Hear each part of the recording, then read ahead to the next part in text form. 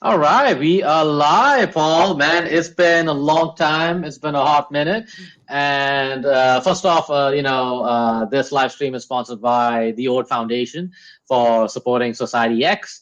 And and the goal of Society X is to connect with the founders, the builders, and the creators here in the Web3 plus the emerging tech ecosystem. So that being said, the purpose is to hear Paul's story, his journey, and he also got an interesting book he's about to launch.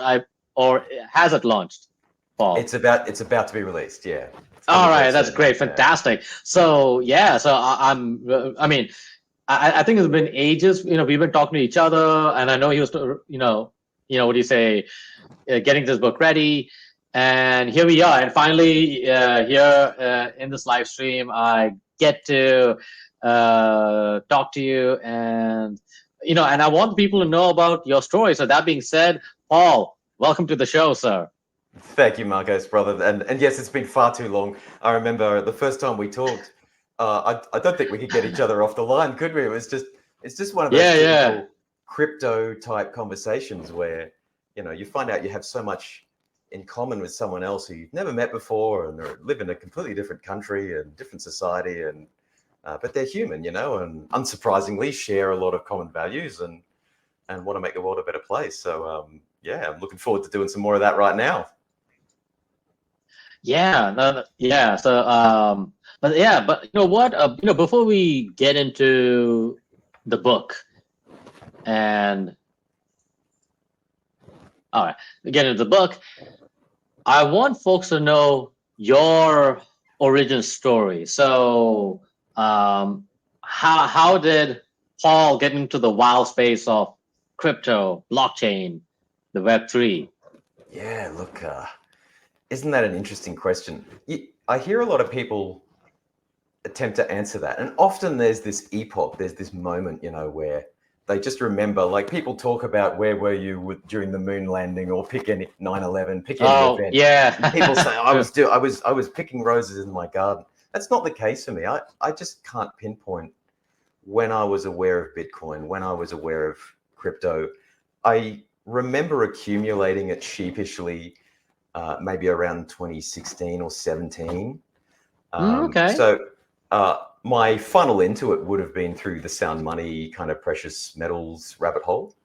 That probably opened me up to it. But yeah, I can't remember when I first came across it. I think it was one of those things where you heard about it a little bit, didn't know much about it, and eventually you just grew into a totally different person who I am today. So yeah, look, for me, it was very much a curious investment, or a quirky technology, maybe. Certainly nothing revolutionary or earth-shattering initially. And then, as you hear many people tell this story, the further you look into it as the years roll by, you find that I found that it's kind of financial applications, or any applications really, are quite secondary. It's a social tool. It's an evolution in how we relate to each other in terms of it, and expressing our humanity. And yeah, so it's a wild journey, man. And I think one of the best things I've found from conversations like this, it's again and again, it's not the technology, it's the people that the technology connects. And that'll lead nicely into the book. But I'm certainly by no means an expert. I think very few people are, and that's a great thing. It's constantly evolving, and it's a space where we can all Yeah. contribute, even if you're not technical. And yeah, so Awesome. No, no, no. This is great though, and I do agree with you when it comes to, because I know it is hard to say that very few people in the crypto, blockchain, the Web3 space are experts. There may be like a handful of people who we could actually say that they are experts. Like, because they have been in the early days, the beginning. So. But I guess but now we're in 2024.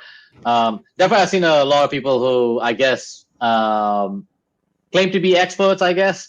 yeah. But but I think what I love about your story is, you had to start from somewhere, and which is great, which is fine, and you're right. I think it's still evolving. So as long as we are able to acknowledge it, and be honest about it, because even too sometimes I know my partner Lisa, if I have a marketing person, you want to project yourself as an expert, but the individual, I kind of over philosophize myself, no, I'm still on this long journey, you know trying to find my way into this wild space of Web3. So I guess I kind of consider myself as a life uh A life learner. long life life learner. Yeah, I forgot the term, man. It's like slipping out. So but they definitely want to kind of dive into your book, but before you dive into the book, man, is there outside of, I guess, the Web3 space, do you do anything interesting, or are you working in a different field, or you just or you are right now like a full-time publisher? That's an interesting question to ask someone who's just finished a book manuscript, because I've just been, necessarily it's the case that you become someone else for an extended period of time. And so, yes, I vaguely remember having interests outside of writing the book, but yeah, it's the last few years of my life, I'm not the same person I was when I started writing that book. And I understand now that that's a typical author journey, because, the first drafts of these books, you bring who you are to the table, and you add a bunch of research and you consolidate your thoughts, and then you're not the same person when you come out the other end.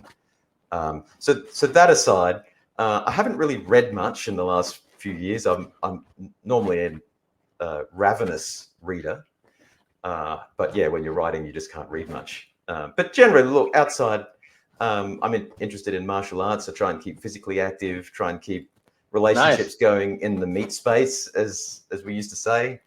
I'm also a professional engineer, so I work for a technology company in the classical sense.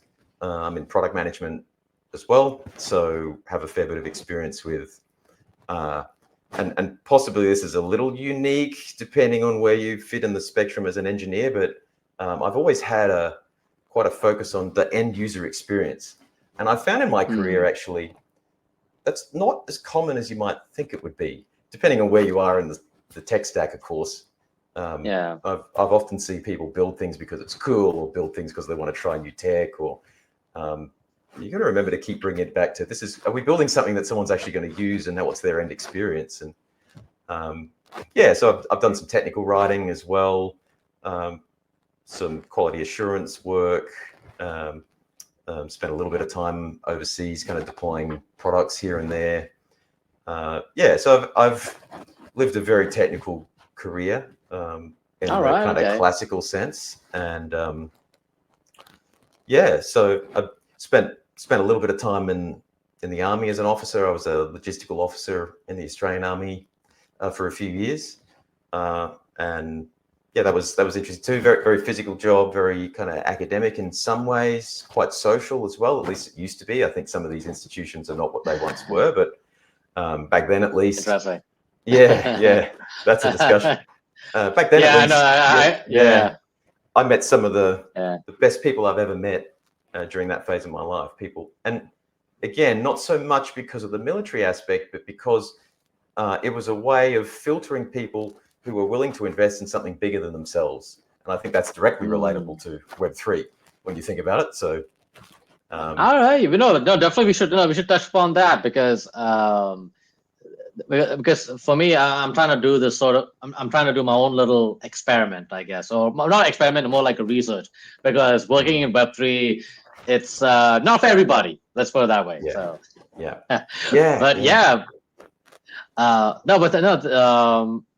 thank you for kind of giving, what do you say, your backstory outside of Web3, because I want people to see,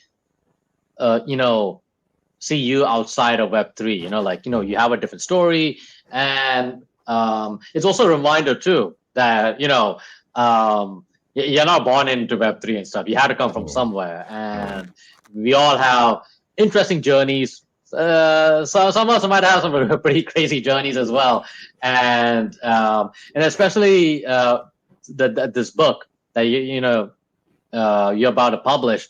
I mean, to me, it's fascinating. So because I only able to complete maybe halfway, but then life takes over. But I'm glad I had some free time to cover the first 2 chapters, maybe the first 3 chapters, and especially a story with about your grandma. And wow, super powerful stuff. And like I messaged you earlier, it really touched me. And for the folks out there, like this is Web3 related, and for me, this is privacy related. Yeah. So now I joined with ORT, which is backed by the ORT Foundation, and we are all about decentralized AI. And when you think about decentralized AI or AI in general, you're talking about data, and there is incredible power, and lots of money, lots of capital, lots of energy, literally going behind AI, and to really dive it down into this little small bit, data. This thing can make or break nations. Could change the way we use the internet, information, money, literally, right? So so that being said, now I hope that if you guys are watching, you might be intrigued to know what, Paul, spill the tea. Oh man! Tell me what is this book? All right, Markose, you're talking too much. You're talking too much. What is it? What is this book? I mean, is this like the Web3 Bible or something? Like, come on now, like suspense. So. Exactly, suspense. Yeah. Oh, there's a lot to unpack. Yeah, awesome. Like that was a great lead up. There's heaps to unpack there. And yeah. So yeah, we're living in fascinating times. I started writing this book, and I'll get in to describe a little bit about it, and just to build the suspense a little bit more for those who aren't aware of it. But yeah, look, you mentioned data before, right? And the world is becoming so complex that it's easy to lose sight of our core principles and values. And when really there are only a few basic principles upon which everything else can be built if you want to live in a moral society and a society worth gifting to your children, right? And we are tinkering with things now as a species that will have consequences that will be ill understood for generations. And you mentioned data, right? So Mo Gadat wrote the book Scary Smart. I'm not sure if you've read that one. I'm about halfway through it myself. As I mentioned, I haven't been able to read too much recently. He's the former chief business officer of Google X. And I'll paraphrase this, he made okay. Yeah, he made a great statement in the opening of that book. It was something along the lines of, we are moving into a paradigm where the code we write no longer determines what our machines do, but the data we feed it does. And it will take a few generations for our brains to rewire to understand the implications of that, but it's rolling out so quickly. Not only do we have AI, well, before we move on from that, the AI thing I think is quite an interesting one because that's on the tip of everyone's tongue. So that's a potential manifestation of a wide array of possible outcomes for humanity, from utopia to dystopia. And I think we've been conditioned with, cinema from the Terminator days and onwards to kind of get that into our heads. And definitely I have. Yeah, totally. Yeah. And, there was very recently an interview with Jordan Peterson and Elon Musk released. And Musk made this comment as well, that he's concerned about the lack of discipline basically going into the development of AI. But a few years ago, I started. Wow. Oh yeah, it's definitely worth a watch. I'm halfway through it myself. A few years ago, I started to see this nexus. I saw a few core topics kind of overlaying each other, and I started to get this vibe that something didn't feel quite right.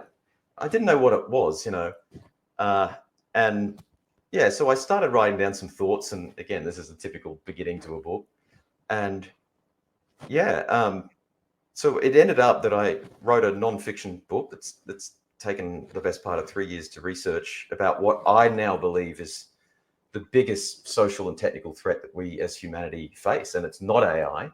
It's government-controlled centralized digital identity. Now that sounds like a big mouthful, but again, take it back to first principles. Yeah. Why are we in the Web3 space? Why do we do anything that we do? It's because we have the freedom and ability to express ourselves and to live the lives that we want. And digital ID is just one of those things. And I need to be, particularly for this audience, I need to be a bit more granular. I'm specifically talking about the monolithic, centralized, government-operated beasts, the subset of possible digital identity systems that are imposed on people through force by governments.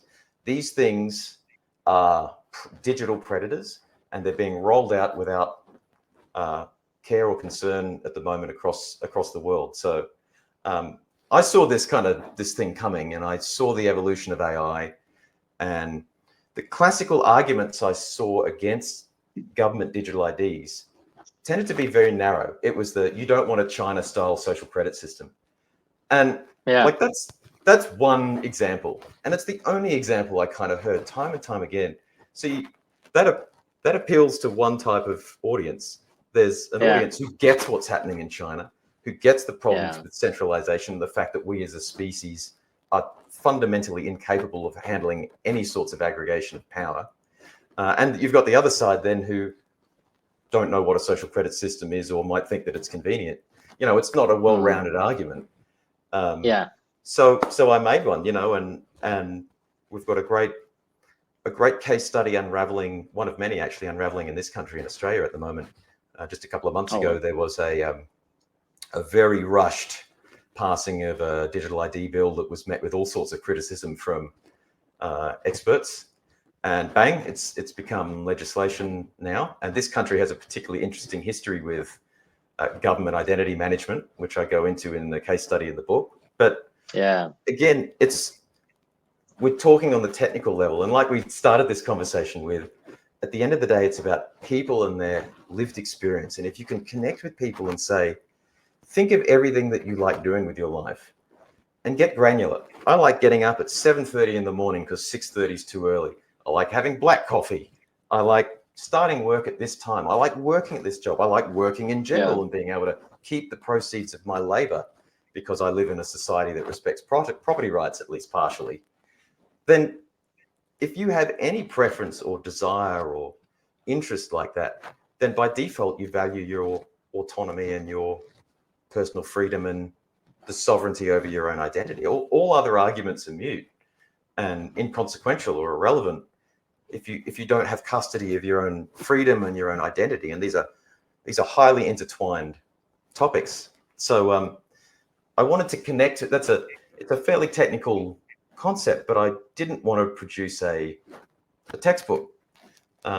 So, you know, I thought, how do I communicate how scary this whole unfolding situation is? And so I wrote about my family history in Nazi Germany. So, my grandmother, who you mentioned earlier, was a young girl and lived in Germany. You know, my family comes from there, and she lived on the Polish border and remembers the tanks rolling into Poland. She didn't know what was happening at the time, and she just heard the sounds of these vehicles rolling in, and so she was literally there at the genesis of it all. And she lost her brother in the war, my granduncle, and that period of history I knew a little about because she had explained some of these things to me as a child, and she was educating me without me even knowing it about the importance of holding sovereignty over who you are, particularly in the relation to the state. And the more I researched this as an adult for the book, the more I realized how bang on she was, because that era is, as far as I understand, the most instructive period in terms of the merging of a few pillars. And I identified 4 of them in the book. There's identity, what that means. There's trust, which is the layer in our society that we're told that we need these centralized monolithic systems to facilitate, particularly at scale. There's technology, of course. Yeah, and so the and government, of course, sorry, is the fourth one. And so when these four pillars come together, I realized a lot of the technological innovations, that the mechanization or the application of technology to human identity management was really in many regards pioneered during 1930s Germany. They realized the authoritarian power and the human resources that knowledge of human identity unlocks. And, you know, the rest, as they say, is history. So it's a very human story. I walk the readers through, you know, my grandmother's experience from that side of the war. And my grandfather, who she married after the war, was a warrant officer in the British Army. So it was a beautiful pairing. Actually, that's the humanity in the story. Is love conquers all. You know. So so that's it. It's a deep and I think warranted criticism of these. I make the case for safety critical engineering systems that are being rolled out. Despite historical evidence that they are extremely dangerous, and you know, we are being distracted by all sorts of, in my opinion, peripheral issues. And once these things take root, usually it's very difficult to uproot them. Yeah, and so that's a kind of long-winded introduction, but it's been quite timely that it's wrapped up now. It's quite a dark book to research. I mentioned earlier that, you know, it changed me, and I was going through the online Bundesarchives for many years, trawling through original typewritten, you know, Nazi documents, and the kind of stuff that comes out there is just, it's the cesspit of humanity. And when you couple that with state power and knowledge, intricate knowledge of people's identities, there are no stops in place to protect the runaway commoditization of human beings. But first off, you know, thank you for sharing your journey. Thank you for you know, the amount of effort and the research to go through and stuff. Because I don't think, like, you know, many people realize, also in the Web3 space, because sometimes, you know, things change so fast. You know, we're doing a lot of things. But you know, time and time again, many of the, I guess I would say, like the OGs in the space, and also those who are, you know, well versed with tech, do understand how important identity is. As much as data, because identity is what makes even data much more valuable, like to identify, to, you know, to really connect the dots. And once that's done, bam, you know, so it's kind of like similar to many of the folks I know who are in the crypto and the blockchain space. You know very well that, you know, if you work in crypto exchanges, if they can tie identity to your Bitcoin address, and either it's a good thing, or you might be accused for something else or whatever, you could, you know, your Bitcoin could be blacklisted, you know, so either an OFAC or whatever, or something else, you know, you just never know. So so this raises the issue of fungibility. So this is where, you know, you got privacy coins come into the play to provide fungibility and, you know, protect your identity. But also let's get out of the Web3 space. Let's go into the Web2 space. Let's go to the TradFi space. You actually have more financial privacy than in your public blockchains like Bitcoin and Ethereum. So, and in the TradFi space, financial privacy is a human right. It's protected by law in most of the countries. So you need, you know, like a court order or warrant to, like, you know, with ample proof that, hey, you know what, we have to look, you know, cut the corporate veil, all that jazz. So, but you know, this is something I think a lot of folks, you guys have to be aware of it, and just to take a few steps back, you you die. I'm sure it must have been quite a personal journey to like look into history. There's so much you got to learn, but I got to ask you, like, in terms of going through whether the Nazi archives or the other. I'm sure there's also other archives too.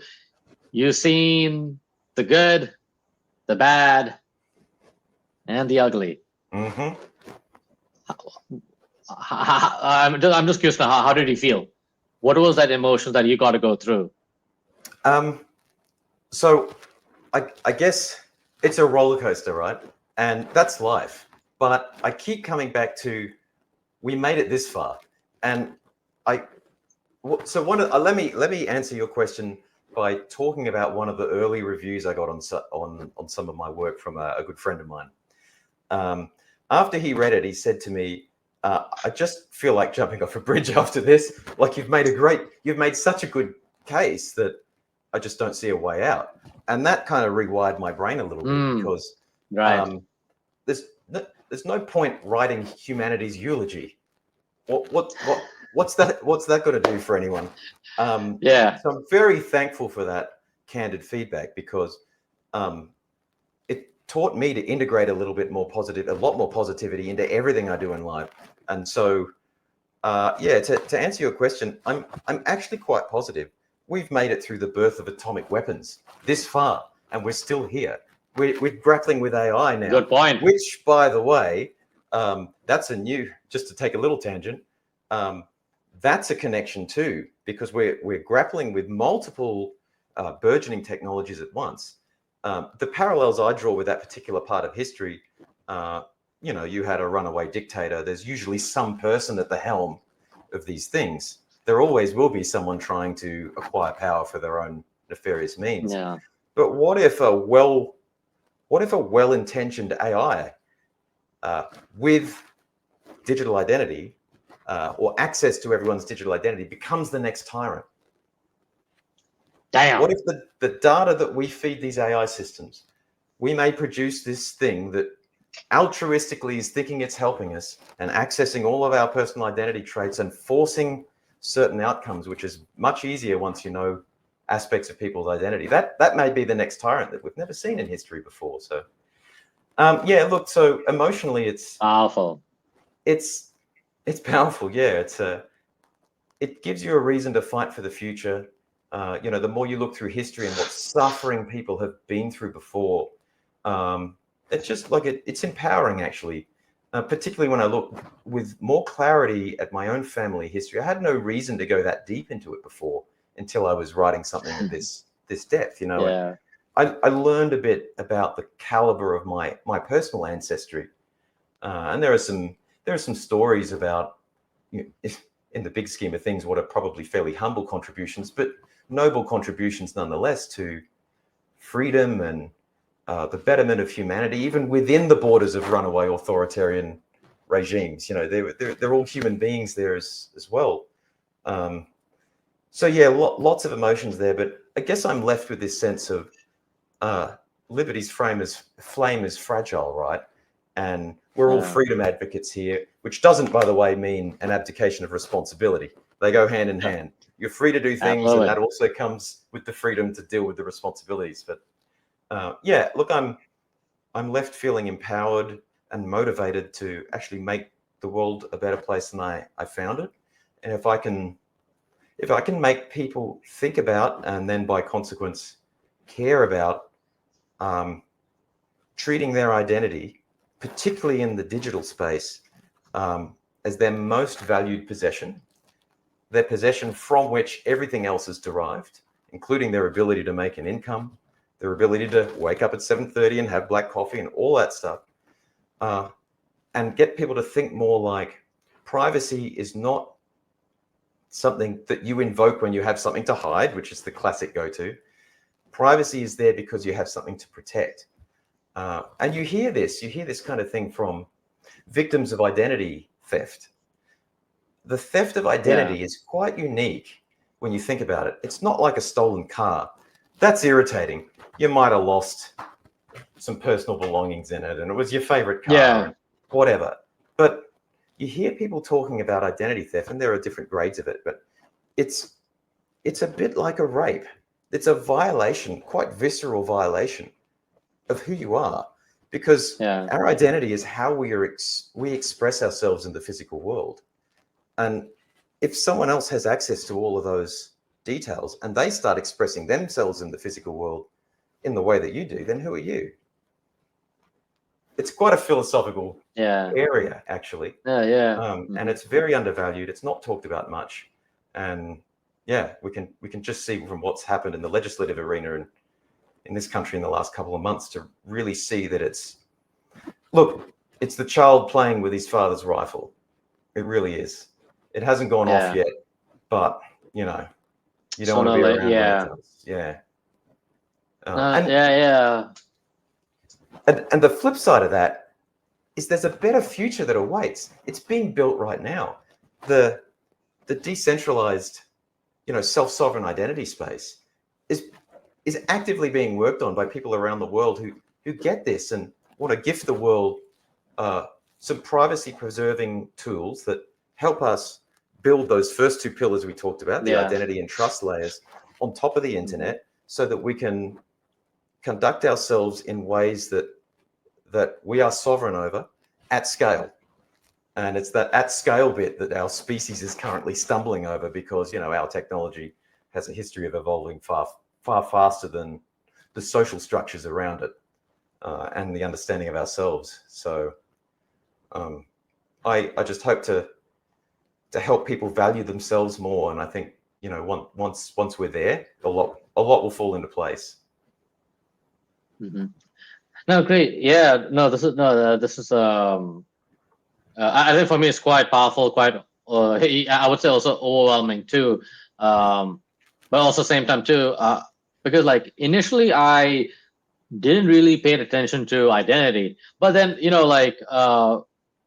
I guess maybe at that time I didn't have any strong connection or like a context or whatever, but then guys like yourself, like Paul and many others, like I'm glad you brought up like the identity theft thing. I mean, that's $1 billion industry right there, like and it keeps growing faster and faster as everyone's going more digital. So there's also, I mean, even also when you use Telegram, for example, I mean, man, golly, like how many cyber criminals and scammers of different levels, from like, the most goofiest scammers to like professionally well done, like elite cyber criminals. Like, so, wow. I mean, it's interesting, but this is a kind of like, brought my attention, like, wow, okay, you know what, like identity is important, but most importantly, we also need like a decentralized, a DID. Reason being is that a lot of times, a lot of the mistakes, it's not really done by individuals. A lot of times it's done by governments and big corporations who have a lot of support from the governments and stuff. And it's a honeypot for criminals. It's a major vulnerability. And let's talk about the current times, like with the recent outage by CrowdStrike and Microsoft. Wow, we have to talk about it. I mean, wow, you're just locked out from your bank accounts. Like, thank goodness we still have cash, like physical cash, so. Yeah. I was like, 100%. Yeah. It amazes me that we seem to have a high degree of global cognitive dissonance at the moment. So we seem to have what should be fairly basic cause and effect. So you just raised the CrowdStrike there. There've been many like them. The Aadhaar breaches in India, for example, just releasing hundreds of billions of personal. We get, every country has experienced this, and rather than saying, hang on, we need to readdress our entire premise of what we're doing here. Instead of doing that, we just layer more complexity on top of a system that I would say is broken in that we have evolved past its usefulness, assuming it had much usefulness to start with. So what we need is essentially Byzantine fault-tolerant systems. We need to accept that in the real world, There will always be bad actors. There will always be failures. And this is, I think, it's starting to ring any bells. It directly relates to the decentralized approach. We need systems that not only operate in the presence of these bad actors, but due to game theory, are actually strengthened by it. And so we need to shift our thinking away from these centralized systems that time and time again have proven themselves to be susceptible to corruption, technical failure by current or future administrations, from private individuals, as you say, from governments, from corporate entities. It will happen. It will keep happening. So let's not build systems that are predicated on being 100% secure, because the only 100% secure computer is one that's switched off. It's just that simple. So we need to start thinking about building a technical structure around society and humanity and the internet that is functional and strengthened by the fact that bad actors will always be there, just as they are in the real world. So I think we really need a paradigm shift. You mentioned the whole Web 2 thing. Look, this is how technologies evolve, isn't it? If you were to redo it again, you'd probably design it differently. But we've got the internet. It's layers upon it's a stack of stuff that you wouldn't build from scratch if you knew where it would end up. But we've done this before as a species. We've abdicated the determination of trustworthiness to centralized authorities in positions of power who have used identity attributes as a proxy for trustworthiness. And, we see in the growing demands of KYC systems that's an insatiable runaway system. It will inevitably grow. And we see this.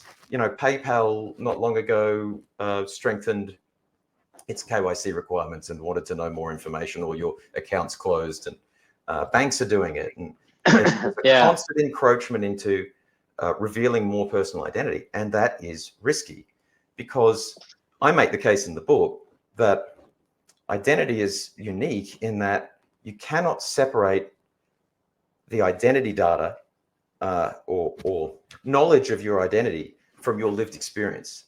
There's not really any other type of data that's like that.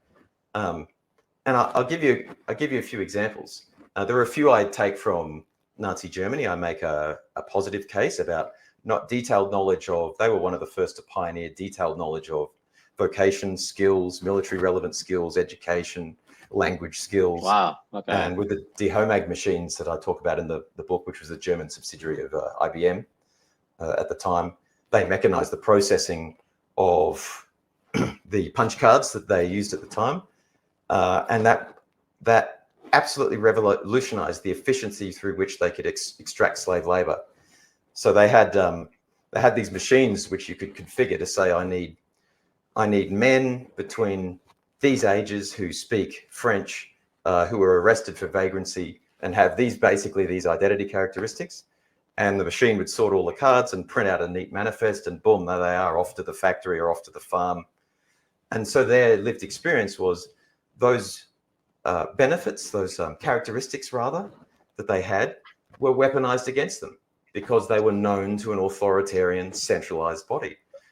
Equally, in the negative, if you were deficient in some way, because they had detailed information on what people could do based on their characteristics, their identifying characteristics, they determined metrics for expected human work output.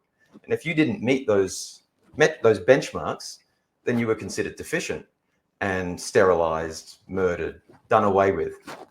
So this is the dehumanizing process that inevitably follows the commodification of human beings by just aggregating their identity traits with a centralized entity. But we don't even need to look at nefarious means. We do this in sport and in competition. Look at poker players. They hide their tell. Or you have fighters who study opponents' videos looking for what are their identifying characteristics. So they prefer that left hook. That gives them power. With knowledge of your identity characteristics come power, and that can be directly monetized. If you win the fight because you reviewed enough about how that person acts under certain circumstances, then you get the prize money. Wow. So Mm. and that's why, you know, that's why it's actually an art in some vocations to hide any of those tells. You're just a blank face, you know, because that gives away information, like poker players and politicians, you know. Yeah, so Yeah. I make the case that identity, who has access to your identity has a direct influence over your lived experience. Maybe now, maybe later, maybe for good, maybe for bad, you don't know. But do you want to take that risk? For what? For convenience? Why? Why are we doing this? Yeah. Oh wow. No, that's wow. That no, that just to go a few steps back, you just said a really great quote about those who have control of your identity can control your lived experience. Is that? Yep. Could you just repeat that quote again, please? I mean, Yeah, just for me. it was something like, you know, with knowledge of identity comes the ability to define what that identity is and what it's allowed to do. You know, it defines your lived experience, Wow. because, Yeah. you know, someone might be watching Yeah. us on this stream now. They might look at you and go, you know, they might not even be aware this is happening. It might be subconscious, but they might go, you know, my last boss at that job that I hate always wore black shirts, and I really didn't like that guy, you know. And here's All poor right. Markose Yeah. running a fantastic live stream, attracting the possibly subconscious hatred of someone who just has seen something about you that it Yeah. identifies you on this stream and has formed an opinion based on that. And then if you couple that with power, particularly the power of a centralized, militarized state, then you're in big trouble, man. And all you've done is put on a black shirt. And identity is so fluid. It's like grains of sand on a beach, you know. It's not easily bookmarked or defined. So you don't know if it's your shirt or your age or your height or how you talk. People will draw conclusions about you based on how you identify and express yourself in the world. And there are infinite ways that we do that. You know, our identity is so nuanced. It just can't be treated with the same flippancy that we treat credit card numbers either. You know, oh, that's inconvenient. I'll cancel a card. There are a few Amazon purchases on that. The bank refunds you and away you go again. It's just not the case with identity, and particularly with biometrics. If there's one thing I could urge people. Oh, right. Okay. Yeah. If I could urge people to just hold off until they understand this a little bit better, is biometrics. Because unlike a leaked password or emails or something, credit card that gets hacked, you can't change your retinas, you can't change your fingerprints, you know, your face that's used to unlock devices now, that travels with you, and it's like a digital ghost. Well, I'm guilty of using, I guess, the Face ID. Well, we're suckers for convenience, aren't we? Yeah, I know. I think I need to put what do you say? Like, you know, what those tags? You know, sucker. But not at all. Like, don't beat yourself up. It's just where we are. I get it. I totally get it. Yeah, but no, because of course, like, you know, as someone who's into privacy, I also get it. It is sort of a spectrum, you know. So and I remember, but at least because here in Dubai, like it is a convenient, you know, lifestyle and stuff. So because in many ways we sort of like, we exchange our data for this convenience, you know, and also again, there's the potential vulnerability when it comes to with these companies like Apple or whatever, like they're centralized. I think I can give an example. I'm sure you might know, like because for example, with Ort, we have this amazing decentralized storage product, and while I was kind of doing the study, I'm sure you're familiar. I'm sure many of the audience might have used in the past, like Dropbox. Now, back to the old days, I guess, Apple wanted to, like Steve Jobs wanted to buy Dropbox. But the guy said no, he's not going to do that. And Steve, in his eternal wisdom, and with his strong demeanor, he's like, you know what, I'm going to destroy you, because he was Apple, he has Apple storage. But what was interesting? What was interesting is that many of the Hollywood celebrities use Apple's storage, for their pictures and documents and stuff, and also maybe some sexting pictures as well. And unfortunately, the truth is that there was an Apple storage hack. It came out, and they couldn't recover from that PR nightmare. So Dropbox was able to, succeed, even though they were ridiculously small. But they were but luckily, through that circumstance, and also of course they're able to take build upon it. They're able to showcase, hey, with us, your privacy is important. No one will have access to it. So and that shows, for these kinds of things which are very important, your data, where you store it is important. So and I would suggest folks, hey, you know what, Dropbox is great, but they have their own vulnerabilities because they are sort of centralized. Let's put it that way. So there is a lot to be cautious about, especially whether you're an individual or you're a business. So I would urge you guys, hey, look into decentralized storage. Look into these, whether it's Filecoin or whether it's Ort or whether it's Arweave. But the most important thing is you want to ensure that your data is protected. No one has access to it. No one is able to hack it. If they try to hack it, they have to hack the whole system. So they don't have the economic incentive to really go after you. So that's another. That's something we all have to keep in mind. So I'm sure, Paul, I know, when it comes to data and identity, that's something to consider, right? Big time. Yeah. So part of just hearing you talk there, and I know we've got likely quite a technical audience here, so we can kind of be a bit more liberal with this. But I tried to make the book a bit more palatable to the middle ground. So you talk about the spectrum, and that's so true. I found you typically have people who totally get this, and then you've got the herds who are digitally illiterate, and there's nothing wrong with that. But I think being digitally illiterate is like not being able to swim in a way. It's becoming it's a basic skill that's required for your own self-preservation, and so I take it upon myself to educate people about the nature of data itself, what it means to acquire it, to store it, how it's stored, or what the implications of that are in terms of time and space considerations, and the analysis of data. So there are different concepts here. Now, in 1930s Germany, we had analog technology, and I run the reader through what defines analog systems, how they effectively attempt to mimic the complexities of life.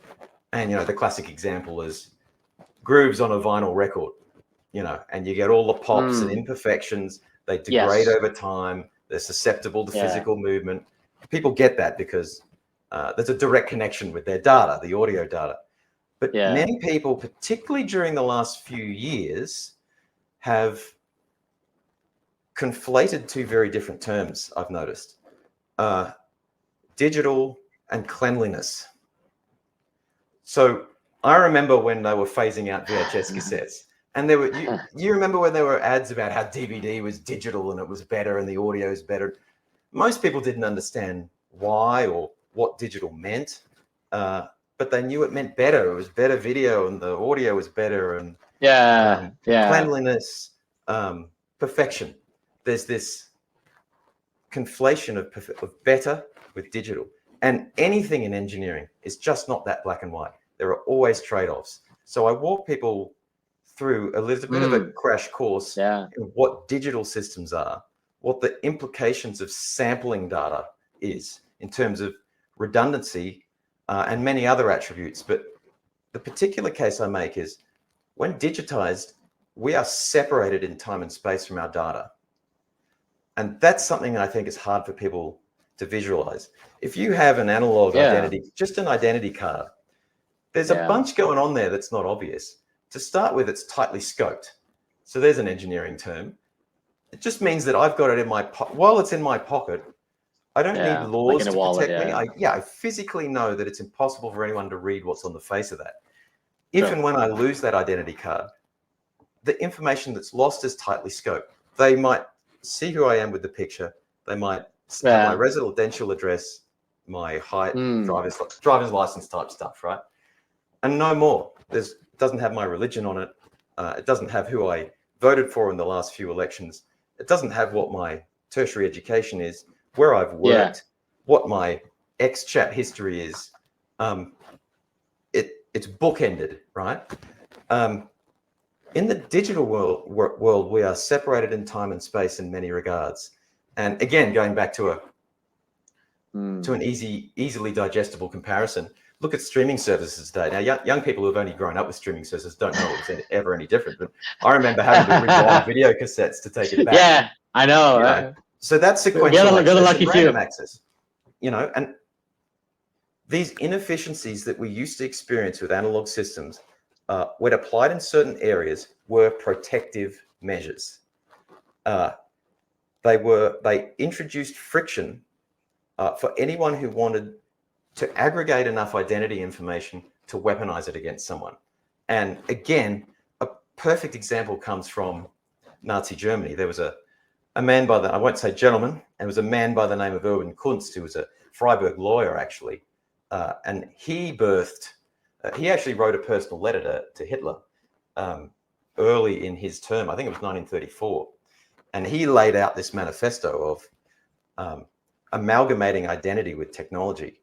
And up until that point, data was organized geographically. It was separated from an individual. So there were censuses run for a long time, and there was basic information held on demographics in certain regions, and that worked perfectly well for logistical planning, for roads, for all the sorts of things that you need that sort of big but potentially anonymized-ish data for. And Kunst proposed a restructuring of that, and he came up with something called the Personalitätsprinzip, which is the personage principle. So he said we can't track data based on the household. We need to track data based on the individual. And that was quite a fundamental shift in how we relate to data about ourselves. That was born from 1930s Germany. And Hitler loved this. So from that came the Volkskartei, which is the people's registry. That was the centralized identity system that, of course, became mandatory. It, of course, expanded to encompass absolutely everything that the regime wanted. And, of course, it was enforced by the security police state. Look, he even, I go into some of the fascinating historical details in the technology chapter. He even proposed the design of a tower. They called it the Kunst Tower, where all these physical identity records would be held. It had a number of floors that were split up into sections of years for birth to distribute the weights of the cards and the filing cabinets evenly across the physical floors in the building. The tower was divided into 12 pizza slice shaped rooms, which were the birth months. And then within each of the rooms, they had filing cabinets, and it was basically an SQL search. Physically built out with this tower that stored all the identity records. This was his proposal. Now, that physical design bears a stark resemblance to the sectors of hard disk drive platters. The tracks and sectors on the platters, a single spindle with magnetic disk drive platters. A lot of parallels in that design to how he physically designed that tower. And so this is the birth of the efficient handling of mass data. It all came out of that era. And there are other innovations that even I was surprised to find. So a lot of what we have today has kind of come out of that. The whole fact that we that we key a lot of our data on an aggregation of identity traits is like, why? We know the kind of system that it was born out of. Do we need it today to facilitate trust and cooperation in a globally connected environment? I'm not so sure. In the book, I advocate for a different way of thinking. I talk about shifting from an identity-based to a reputation-based society, which I think is actually quite plausible given the technology we have now. And one of the advantages to that, which I'm sure is one of many possibilities, is the skin in the game factor. Because reputation is something that you require to interact with people. It's easy to lose and hard to obtain. You're incentivized to act well in whatever network you're participating in. And certainly when you're at the reins of power and you have access to coerced aggregation of identity data from other people, and there's no skin off your nose if it gets leaked. Skin in the game is really important in these safety critical systems. And so I just advocate for thinking totally differently about how we trust in the internet age. Yeah. Wow. Okay. No, I'm just imagining that building, and it's just it's just interesting because this is just, in many ways, this is like sort of like our recent history. I know it's what, end of 1930s or something. I get it, not that long but ago. at the same time too, it's in the grand scheme it's not, and it because I don't know, personally for me it kind of reminded me of the Tower of Babel, that kind of thing, because it's this sort of it's not because of the height or touching the sky kind of deal, but this one has, I'm assuming because this building never came to reality, but the idea has spread to so many governments, so many countries all over the world in different variation. It's kind of, I know that idea, it hasn't been solidified. It's kind of squishy. You could kind of like play with it in different jurisdictions and stuff. But wow, this is sorry, it made me think like, wow, this is good. That's what we need more of. I'm very pleased to hear you say that. Yeah. Because like this is, I think this is where time and time again, like guys like you, then we have our common friends like Vikram from Hypersign ID. He's trying to work on sort of a privacy preserving KYC compliance route. So trying to work with the governments, but at the same time to focus on protecting an individual. In that regard, I totally respect. And I know for me, I'm more like on the fringe side, but I'm trying to fight for the individual as best as possible. So you've got to be practical, because we need more. And I guess I get we got to be practical, but at the same time too, like I want to do our best to like fight for everyone's individuality, because I know the importance of data. I know the importance of how it's gonna play in our daily lives, how it's gonna add value to you, but also most importantly too, like data will not be valuable without tying identity. Without that, I mean, because because I know it's I don't know how to phrase it. You need identity, because like without identity connected to data, it'll have some sort of value or something. It'll like, but when you tie data with identity, it can lead to so many unintended consequences, so especially when it comes to, dealing with various centralized entities and stuff, whether in the political sense or whether also from a security sense too, because like, I don't want one particular entity to have lots of data, which is a honey trap from an economic point of view. Like, so I know this is a very interesting territory. But I know. But please, please share more. Yeah, I'm quite. it is its own economy, really.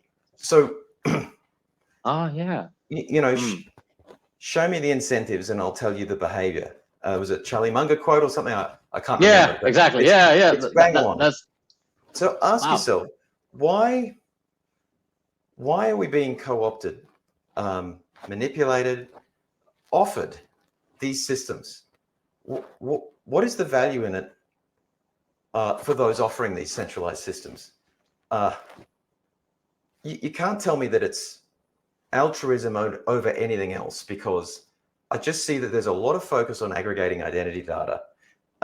And again, I found some answers in history. There was a man called Georg Meindl, who was the head of Steyr Daimler Puch, which was a Nazi-era weapons manufacturer. Now, the Nazi government formed many partnerships with private industry. They were quite symbiotic, actually. And I kind of knew this before researching some of the details, but I didn't know the extent to it. And again, it goes to the uniquely valuable aspect of identity as a type of data. So Steyr Daimler Puch was almost entirely run by slave labor. And of course, they knew exactly what the job requirements were on the production line. And because the state had, through the force of the police and the militarized arms of the government, had forcibly obtained all the identity data from the population, they had what private industry needed. So there were many of these symbiotic deals that were put together where the state benefited in terms of obviously having more weapons produced and tools to, because the state doesn't actually produce anything itself. It can just reallocate resources, so it relies on actual productive people. That's your t-shirt right there. It relies on actually productive people to do the work. Now, you might think that it was the Nazis who went to Georg Meindl and said, hey, do you want some convenient slaves to up your output? You'd be wrong. Georg Meindl actively lobbied senior SS officials for early and preferential access to slave labor identified from their national population registry. So there is the value of identity right there. It's an economy. You can trade the lived experiences of others by proxy through knowledge of identity from a centralized location. And there are a few examples of that I quote in the book. So when you consider that governments require help to maintain power and to push their ideas, they need something to trade with the productive arm of society, with the companies, the individuals who actually do things. So the classical approach, and again, I write about this in the book, is through finance. When you can print fiat, well, then you just allocate it. There you go. You can just allocate it to people and I'll buy your loyalty. But that printing and taxation has limits, obviously. You destroy the currency for one, and you change society in the process for another. But what is limitless is the inherent value in identity data. And we've seen that. There's the sub-economy. Rather than printing more fiat money, you can just pay with identity data that the receiver of that data can then monetize in their own way. And it's limitless because identity is constantly evolving as we age, as we acquire new skills. This is why the KYC scope creep is such an issue. And there were processes in place during this era in Germany as well that forced the maintenance of the registry as well. That had to be coerced. It had to be kept up to date. And there were a number of influential people from that time who identified that it wasn't just about collecting it, it was about maintaining it as well. So identity data is a sub-economy that can be used to form nefarious alliances without running into the limits of money printing and taxation. So again, it's playing with fire, and we should treat it with more seriousness than we do. Wow. No, this is No, I'm glad we had this conversation because, and I also want to state this that we should end this conversation. Definitely want to have more of it. I would actually love, man, I would love to have you for uh for another live stream next week with myself and George from Blockchain DXB. I Yes. mean, he's been in the Bitcoin space in 2013, covering everything about blockchain, Web3, definitely about Bitcoin, Ethereum. So Mm. definitely would love your take. Love for him to to discuss more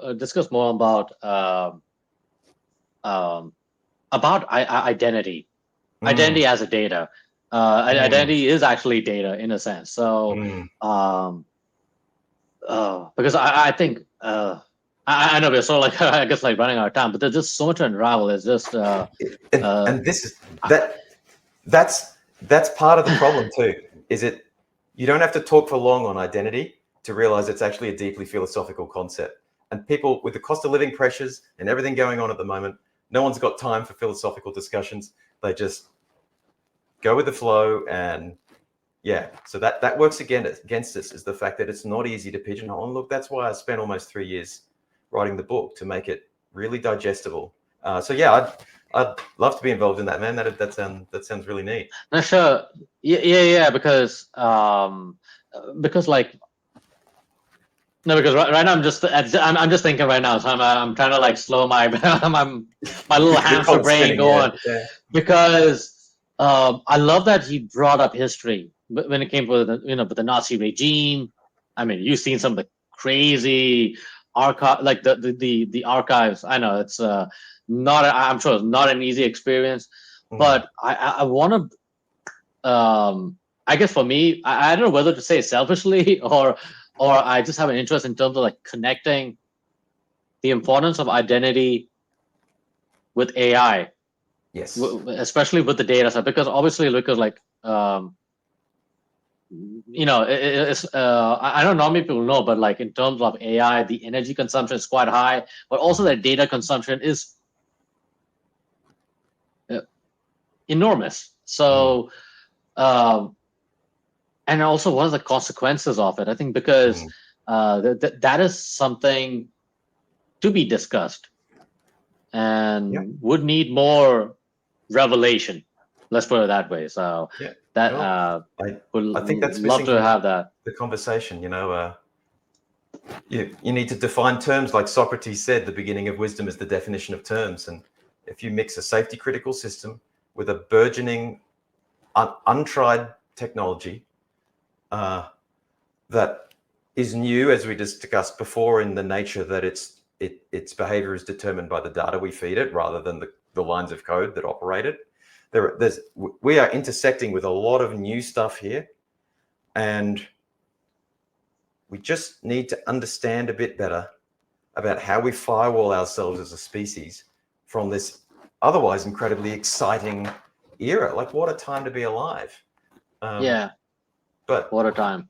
like, just like they have triplicate hydraulic systems on aircraft, because failures in the past have led to us to design redundancy into our safety critical systems and identify what fails and learn from them. We should be applying those same engineering strategies to identity management. And I would hope take a step towards a society where we've moved on from our obsessive addiction with identity as a poor proxy for building trust in a distributed global environment. There are now better ways to do it.